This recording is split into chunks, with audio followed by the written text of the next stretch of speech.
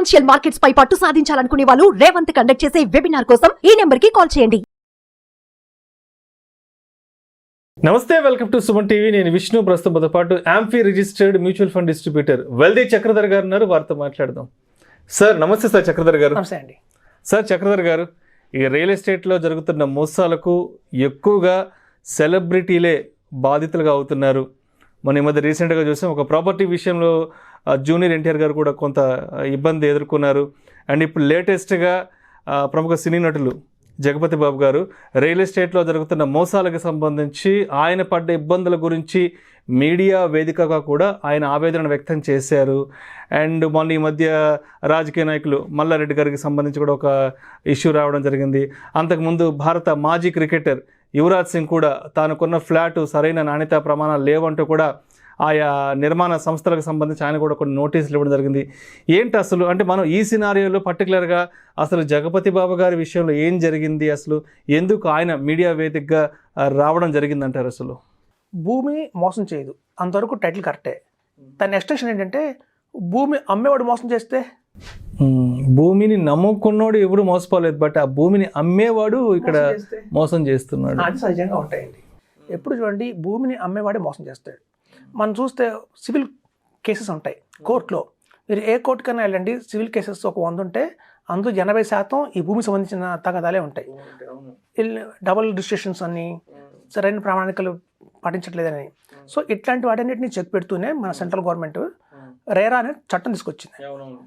Real estate regulatory authority 2016లో form చేసింది. So ముఖ్య ఉద్దేశం ఏంటంటే ఇట్లాంటి ప్రాబ్లమ్స్ రాకుండా ఉండడానికే రేరా అనేది వచ్చింది.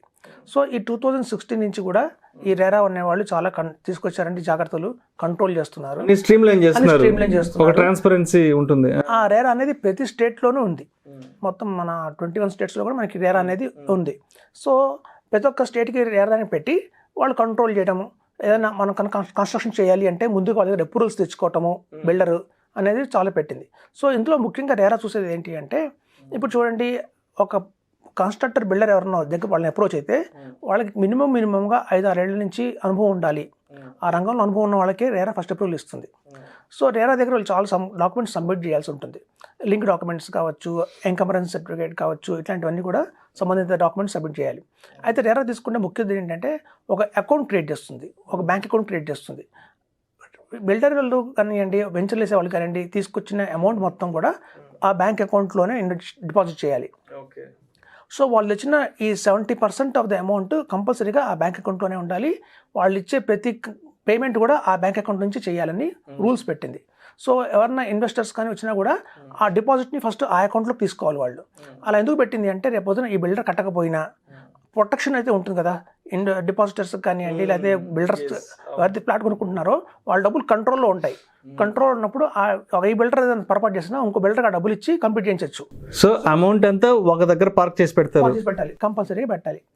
అలాగే మోర్టగేజ్ అంటారండి. అంటే చూడండి, హైరేజ్ అపార్ట్మెంట్స్ ఉన్నాయనుకోండి, హైరేజ్ అపార్ట్మెంట్స్ ఒక 20 ఫ్లోర్స్ ఉన్నాయనుకోండి, రేరా వాళ్ళు ఏం చేస్తారంటే first ground floor, first floor వాళ్ళ దగ్గర పెట్టుకుంటారు మోర్టగేజ్. దాన్ని అమ్మడానికి వీలు లేదు, దాన్ని అమ్మనీరు.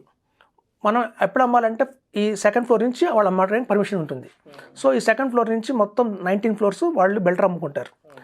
సో ఇప్పుడు జనరల్గా ఏంటంటే ఈ రేరా కంపెనీ వాళ్ళు ఇంకా చేసేది ఏంటంటే, మనం అనుకుందాం ఢిల్లీలో యువరాజ్ సింగ్ కూడా కొంచెం ఫేస్ చేసాడు అని, సరిగ్గా మెయింటైన్ చేయలేదు.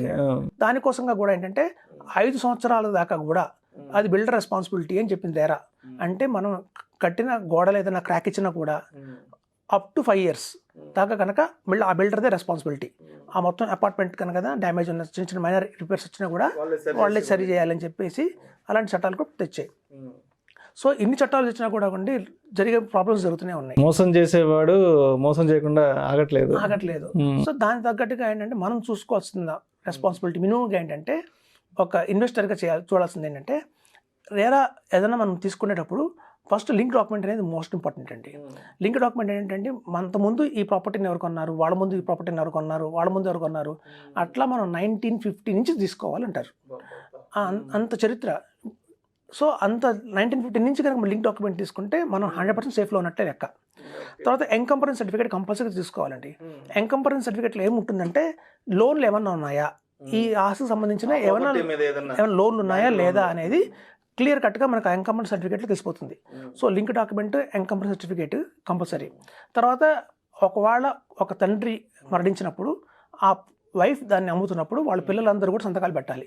సో లీగల్ హెయిర్ సర్టిఫికేట్ ఉంటుంది. సో ఆ లీగల్ హెయిర్ సర్టిఫికేట్ కూడా ఉందా లేదా, సో ఇవన్నీ కూడా మనం క్లియర్గా చూసుకునేటప్పుడే మనం ల్యాండ్ ముందుకు వెళ్ళాలండి. ఒక బిల్డింగ్ కానీ ఒక అపార్ట్మెంట్ కానీ కొనే ముందు ఇంత జరిగినా కూడా కొన్ని ప్రాబ్లమ్స్ వస్తూనే ఉంటాయి. సో ఇప్పుడు చూడండి, ప్రతి ఒక్క బిల్డింగ్కి రేరా నెంబర్ ఇస్తుంది అనమాట.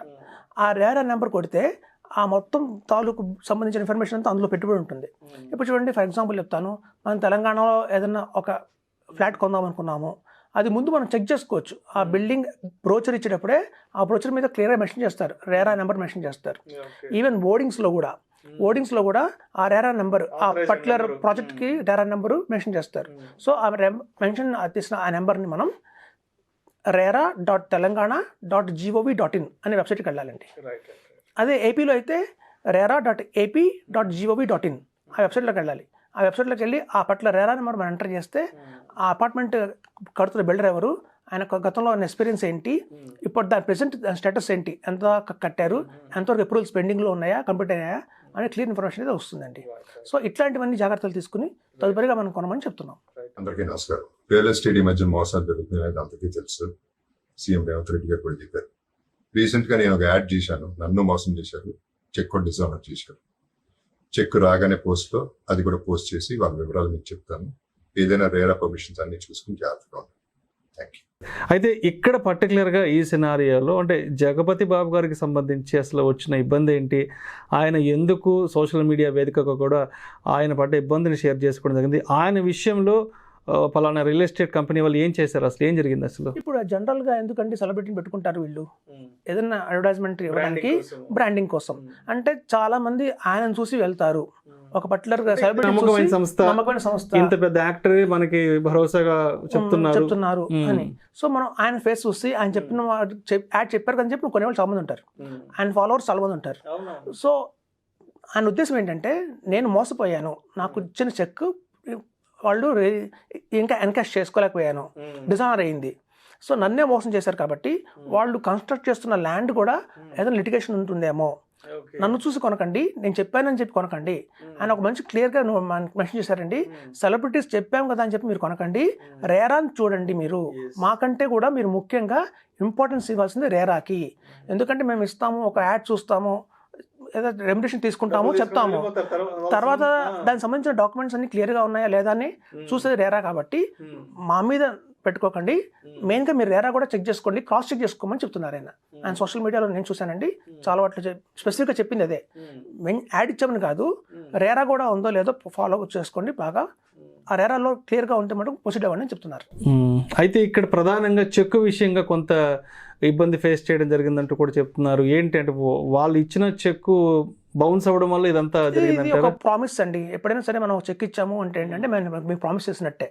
సో నేను ఆఫ్టర్ ఒక చెక్కి నేను ప్రామిస్ చేయలేకపోతుంటే రేపు నా దగ్గర పెట్టుబడి ఇన్వెస్టర్స్కి నేను ఏం ప్రామిస్ నిలబెట్టుకుంటాను, ఇన్ టైంలో నేను అది కన్స్ట్రక్షన్ చేసిస్తానా లేదా, చెప్పిన క్వాలిటీ ఇస్తానా లేదా అని ప్రామిస్ వాళ్ళు బ్రేక్ చేసే అవకాశం చాలా ఉంది కదా అని ఆయన థాట్. అంటే ఒక సెలబ్రిటీ స్థాయిలో ఉన్న తనను కూడా మోసం చేశారు, బట్ అది ఇంకా సామాన్యులు ఇక్కడ ఇంకా మోసపడంగా ఇక్కడ ఇంకా ఈజీ అవకాశం ఉందంటూ కూడా. సో ఏదైతే వాళ్ళు చేస్తున్న యాడ్స్ ఏవైతున్నాయో అడ్వర్టైజ్మెంట్స్, సో మమ్మల్ని చూసి కొనకండి, రేరా నిబంధనలు ఏవైతే ఉన్నాయో ఇవన్నీ క్లియర్ కట్గా తెలుసుకొని మీరు ప్రాపర్టీస్ కొనట్టు కూడా ఆయన చెప్పారనమాట. ఓకే, యాక్చువల్గా ఏంటంటే అప్రూవల్స్ కూడా చాలా మెయిన్ ఇంపార్టెంట్ అండి. ఇందులో కొన్ని అప్రూవల్స్ హెచ్ఎండిఏ ఉంటాయి, కొన్నేమో డిటిడిసి ఉంటాయి, కొన్నేమో మన రేరాతో పాటు ఐడెంటిటీగా చాలా ఉంటాయి. సో ఈ హెచ్ఎండిఏ లేఅవుట్లో ఉన్నవి హెచ్ఎండిఏ అప్రూవల్స్ ఉన్నాయి లేదా, జిహెచ్ఎంసీలో ఉన్నవి జిహెచ్ఎంసీలో లేఅవుట్లో ఉన్న పర్మిషన్స్లో ఉన్నాయా లేవా, ఎందుకంటే డ్రైనేజ్, మున్సిపాలిటీ, వాటర్, ఫైర్. ఇప్పుడు చూడండి, ఒక వెంచర్ వేసేయాలన్నా, ఒక హైరేజ్ అపార్ట్మెంట్ కొట్టాలన్నా కూడా వాళ్ళు చాలా దగ్గర నుంచి పర్మిషన్ తెచ్చుకోవాలి, నో అబ్జెక్షన్ సర్టిఫికేట్ తెచ్చుకోవాలి. ఈవెన్ ఇప్పుడు చూడండి, ఫైర్ అథారిటీ నుంచి పర్మిషన్ తెచ్చుకోవాలి. అలాగే ఈ ఎన్విరాన్మెంటల్ అంటారు, అంటే ఈ గ్రీనరీని నేనేం పాడు చేయట్లేదు, నా వల్ల సీవేజ్ ఎలా చేస్తున్నాను నేను, అదంతా కూడా చాలా కఠినమైన మంచి సర్టిఫికేట్ అండి, వాళ్ళు సర్టిఫికేట్ చేయాలి. సో ఎన్విరాన్మెంటల్ నుంచి కూడా సర్టిఫికేట్ తెచ్చుకోవాలి. అలాగే మనకి ఏంటంటే ఈ నల్లా కన్వెన్షన్ అంటారు, అది కూడా చాలా ప్రాపర్గా ఉండాలి. చూడండి చాలా మంది ఫామ్ ల్యాండ్స్ ఉంటాయి, ఆ ఫామ్ ల్యాండ్స్నే మన రెసిడెన్షియల్ లేఅవుట్స్గా మారుస్తారు, దాన్ని నల్వా కన్వర్షన్ అంటారు.